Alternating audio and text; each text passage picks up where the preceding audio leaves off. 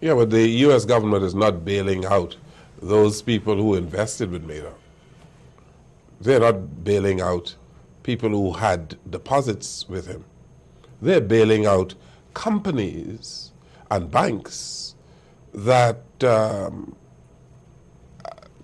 control the U.S. economy. They're bailing out Citibank and Bank of America and General Motors and these kind of companies that are institutions in America that employ hundreds of thousands of people. That is who they're bailing out. They're saving jobs, Dr. Murphy. Well, you're right. They didn't bail out Madoff's victims per se. What I'm saying, though, is the general view. I mean, these companies, the reason they're in trouble, the reason they need to be bailed out is they were relatively unwise. The banks that are in trouble, that have the worst balance sheets, were the ones that were the most aggressive during the housing boom. So they were making the most money, you know, selling these mortgage-backed securities and giving mortgages to people who really shouldn't have gotten them. And so the question is, how do you prevent that from happening in the future? And I don't think you reward their shareholders or their creditors and bail those people out and then hope that future regulators will blow the whistle, because as we've seen with the Madoff situation, you can't always trust the regulators, that they're not always on the job or they're not always effective.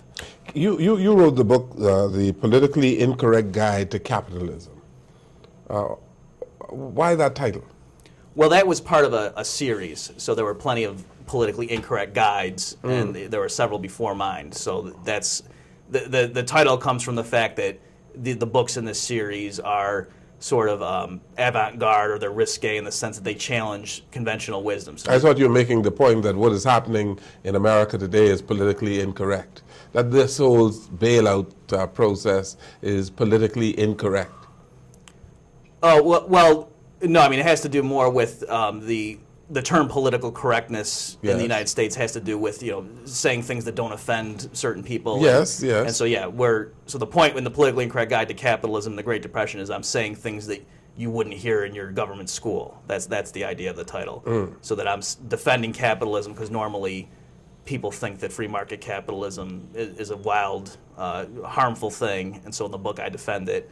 And then for the Great Depression, I make some of the points I've made on this show, that it was not capitalism that caused the 1930s depression. It was the government attempts to fix the depression. Do you buy the argument that greed, in the main, is responsible for the recession in the United States today?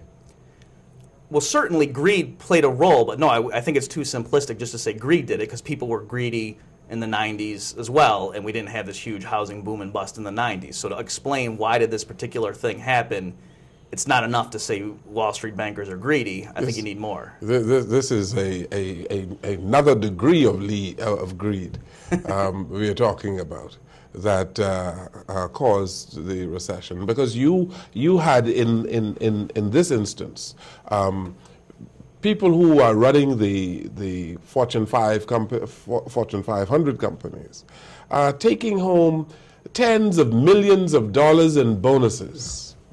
That is the kind of greed we are talking about.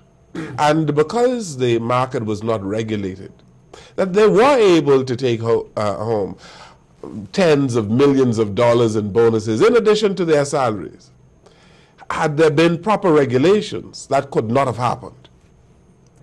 Again, I agree with you. There's sort of two philosophies. So one is to have the government trying to regulate more and more and take over and try to prevent abuses before they happen, ideally. Or the other approach is to say the government's not going to be able to do that, so you can let these companies pay what they want to their executives, but if they fail, then they go broke. So what you have now is, again, the worst of both worlds, where part of the outrage over the AIG bailout was that a lot of it went to pay retention bonuses to some of their executives. And so American taxpayers were saying, we just gave them $85 billion, and they gave it to a bunch of these people who made all these horrible decisions. And the products and instruments that were devised in the market, they were not in the best interest of the consumer or the clients of banks. Right. So, yeah, don't misunderstand. I am not here to say that the free market is always right and anything the market does is correct. The more accurate statement is that the profit and loss system allows the best to rise to the top, and then when people screw up, they lose their positions of prominence. And so you're right, people did make big mistakes. The ratings agencies gave AAA ratings to these products, and they shouldn't have. A lot of these banks took on far too much leverage they shouldn't have. But again, the way you fix that, I think, is you say, okay, you screwed up, so now you suffer the losses, not have the U.S. taxpayer pick up the tab. But, you know, what role did as you see it, China playing in this? Because a lot of this money which the U.S. is spending is Chinese money. And then again, on the other hand, China wouldn't be where it is if it didn't have the U.S. for a market. So how do you see China in this whole scenario? Well, it's a fairly complicated question. So I don't think it's the fault of the Chinese. There's a stream of thought that says the reason we had the housing boom was because of this glut of savings from China and other Asian countries. And I don't think that's true. I think the Chinese central bank was wrong to tie their currency to the dollar, because I think that when the U.S. cut interest rates, we should have had higher inflation at home, and we didn't because Chinese were sort of subsidizing us. So I think it allowed us to persist with our bad policy for longer, but that's really the extent of the fault of the Chinese. Other than that, I think it helps the U.S. if they send us cheap products, even though it might not be better for the Chinese people. They might want to develop their own economy and not prop up the U.S. economy. We're talking economics on the platform today with Dr. Robert P. Murphy. We take this break and we'll come right back.